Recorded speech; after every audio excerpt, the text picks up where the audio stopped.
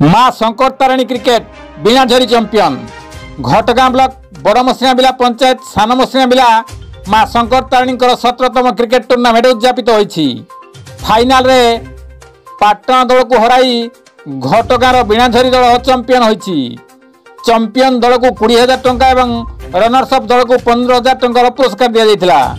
पुरस्कार वितरण उत्सव में सरपंच झरणागिरी समिति सभ्य रघुनाथ महांत घटगां ब्लॉक सांसद प्रतिनिधि अखिल कुमार पात्र अवसर प्राप्त सेना कर्मचारी रणजित नायक एक्स टीचर मधुसूदन प्रधान एवं तुलसीराम महांत पूर्वतन सरपंच विजय नायक समाजसेवी उमेश गिरी माधव महांत बुलू नायक दुखबंधु नायक दीपक घणा आकाश महांत डिडुन महांत प्रमुख उपस्थित थे।